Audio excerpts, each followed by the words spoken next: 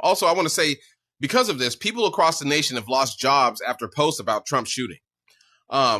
It's just not Tenacious D's bandmate Kyle Gass. In the wake of a violent assassination attempt against former President Donald Trump's life, plenty of people took to social media to make jokes and comments, and they're reaping the consequences. School employees, restaurant workers, a fire chief, and a political aide have all lost their jobs or resigned after outrage over the post, according to statement by employers and news reports. Meanwhile, Jack Black, the other member of Tenacious duo, said he was blindsided, and he announced he was ending the rest of their tour and would pause any plans to work with Gass again in the future. So, I mean, and I saw one where a lady, she made a post, and they found her, and I talked about this before, she worked at Home Depot. They went in there with the camera, and it was like, so you want President, you're upset that they missed Trump and all this stuff, da-da-da-da, and they got her fired. You know what I'm saying? It's crazy. You got to watch what you do on the internet, first of all. That's crazy. Second, you don't post things on Facebook because it has your name and your information on there. And you don't use an email that's linked to your job. I mean, to me, it's crazy. You should be able to say what you want to say. Period. You can. I mean, but you can't say it without consequences. That they missed them. I mean, people say what they want to say. Yeah, a lot of people are like, you have one job, homie. You want to say that's how you feel. Yeah. I mean, I wouldn't have been happy had they had killed him. I think that's not the way you win an election. You don't win an election by killing your opponents. That's not what we do in this country. It's not what we should be doing in this country. Yeah.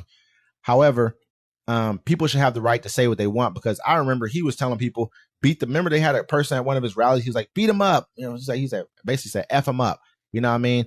And he made fun of Paul Pelosi. Care. That's the one side. See, but in Republican people, when they say racist stuff, or not all Republicans are racist, but when people say racist things, or they do, like, you know, those people that be on camera and they'll be driving and they'll start calling people like, get out of our country, you wetback and this and that, they find them, they get fired. Mm-hmm. You have the freedom of speech to say whatever you want in America, but you don't have the freedom of consequence. Absolutely. And that's what it is. And that's why I go on Twitter, because I can be whoever I want. Like I said, folks, don't use an email link to anything that you do. That's what you do on social media. You put up a picture that's not you, use it, create a new email, and then you can be stupid all you want. Because on Facebook, I'm Bruce Wayne. But on Twitter, I'm Batman. Hey, U.S. received intel of Iranian plot to assassinate Trump.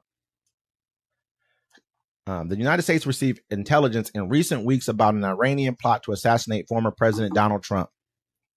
U.S. officials said the Secret Service shared the details of an increased threat with the Trump campaign.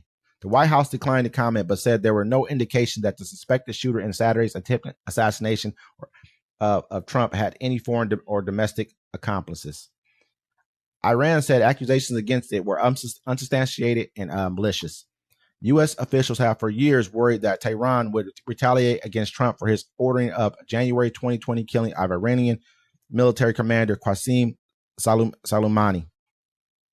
As we have said many times, we have been tracking Iranian threats against former Trump administration officials for years, dating back to the last administration. Spokesperson for the White House National Security Council said. All of a sudden, Iran is, he's done some dirty stuff to Iran. Yeah, a lot of it. A lot of dirty stuff to Iran. He got rid of the Iran nuclear deal or whatever, and then he killed the two people. You remember when Iraq threatened? You remember when Iran bombed us back, right? And they messed up a couple soldiers.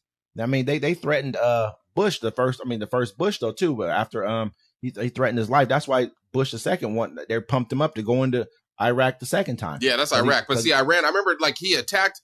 Donald Trump killed somebody in Iran, bro, and they bombed us back.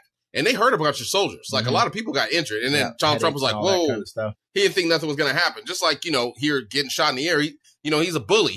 You're always a bully until somebody shows you that you could be touched. Yep. So, this is crazy. I'm pretty sure this is not the only assassination attempt on Donald Trump or this accusation here now. I'm pretty sure it won't be the last.